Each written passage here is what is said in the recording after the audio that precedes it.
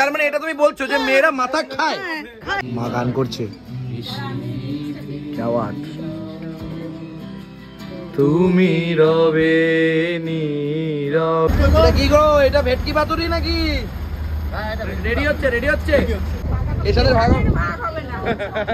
তোমরা সবাই সবকিছু সবাই ব্যস্ত নিজেদের মতন। আমার মা ছবি তুলতে, আর দেখো মনে করছে যেন সমুদ্রে এসছে।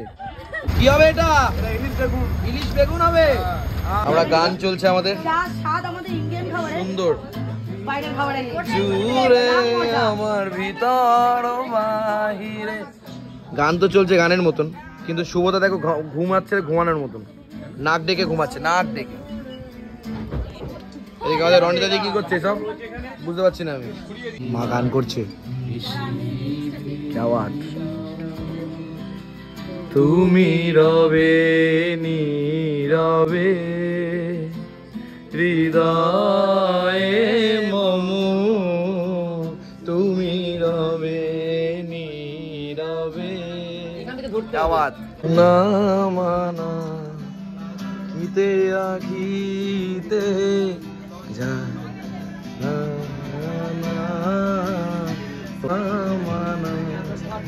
তাই তো ভালো লাগে সুন্দরবনে প্রথমবার। কি বলছো তুমি? কি বলছো? আমার বর মাসে 2 লাখ টাকা কামাবে। আমরা তো ছেলেরাও তো একটা চাকরি করে, এখন ছেলেরাও তো ওয়ার্কিং ওমেন করে, মাথা কম খাবে বাড়িতে। মানে তার মানে এটা তুমি বলছো যে মেয়েরা মাথা খায়? মেয়েরা মাথা খায়, তুমি এটা এগ্রি করছো? মা বলছি দাদা তোমার মাথা কি দিদি ভাই খায়? খেয়ে খেয়ে তো তেজ হয়ে গেছে।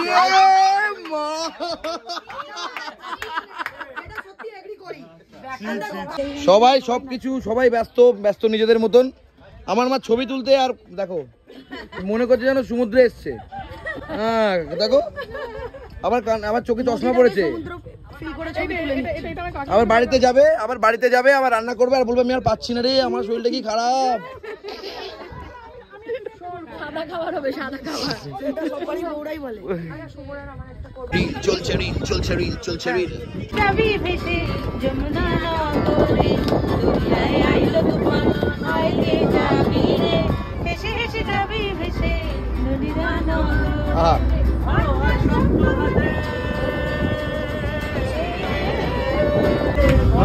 নদীর সাথে ফিরবে না নৌকা ভীষণ করে রে।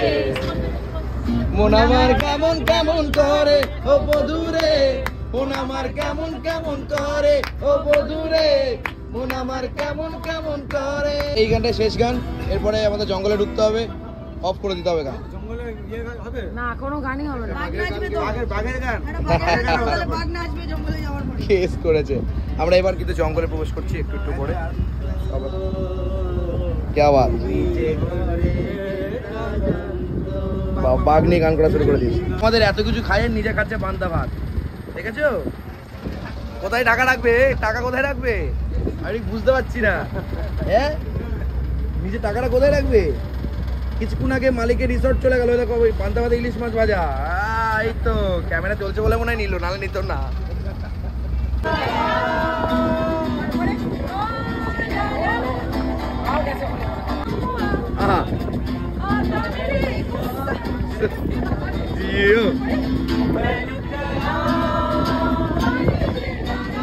ओ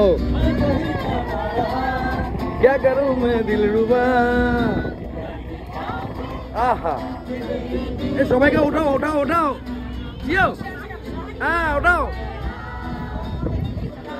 आंखें जो तेरी देखी शराबी ये दिल हो गया। जियो। आहा, না হেলা করিস না মাঝি, হেলা করিস না।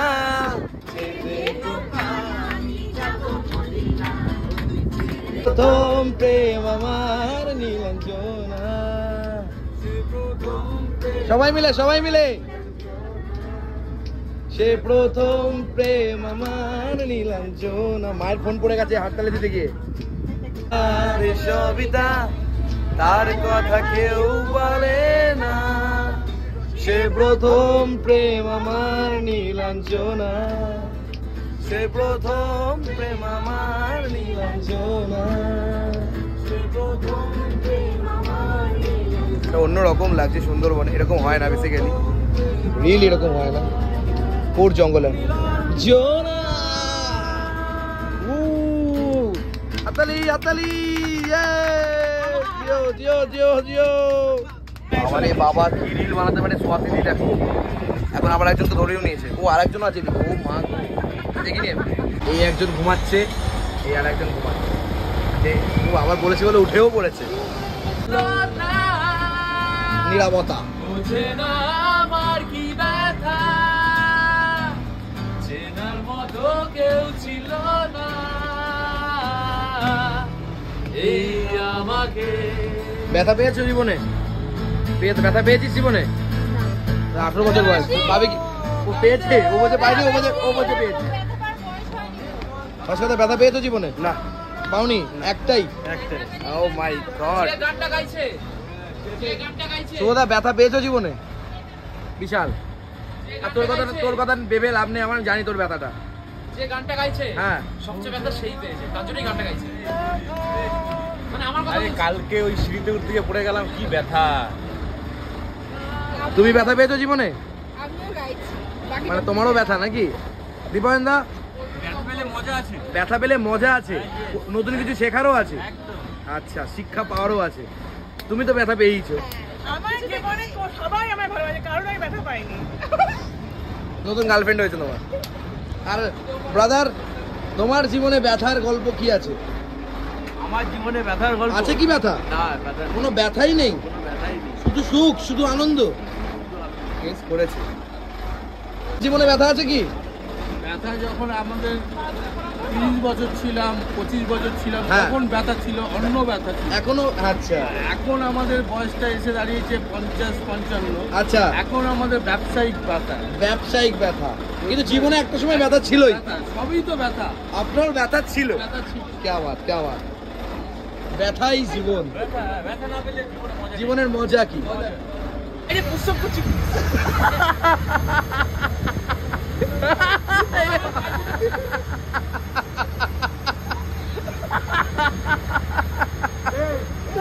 কি জ্বালা, কি ছেলে পিলে মাইরি, কিছু করার নেই বলো। কি হবে এটা? ইলিশ বেগুন হবে। আহাহা।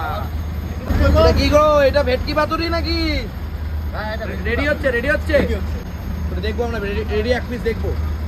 হচ্ছে চিকেন পকোড়া, মানে এমনি ভেজ পকোড়া, ভেজ পকোড়া।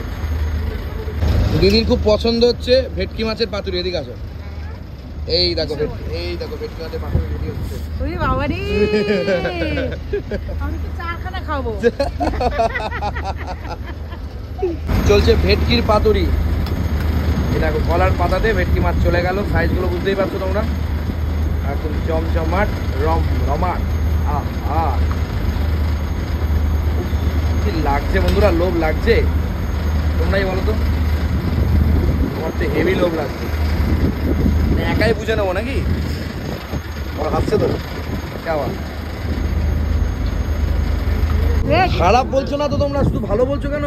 ভালো, ভালো, সব ভালো বলছে। ভালো। Doctor choice. Doctor choice. আমাকে টাকা দেয়নি তো, প্রমোশন করে কি হবে? এর সাথে ভাগ ভাগ হবে না। তোমরা বুঝে গেছো না, আমি ভিডিও কলে বলি না। এটা কি চিংড়ির কিছু? এটা চিংড়ি না, চিংড়ি না, ভেজ ভেজ ভেজ ভেজ। এ বিউটি, ঠিক আছে তো? দারুন দারুন, মুখে দিলে গলে যাচ্ছে। বিউটি শুধু লিস্ট করছে কি কি খাচ্ছি। ওরে বাবা, এই যে ভাই, অপূর্ব আর আমি, সবার খাওয়া দাওয়া হয়ে গেছে। সবাই বলছে নাকি পকোড়াটা হেভি হয়েছে। হ্যাঁ দারুণ হয়েছে বলছে।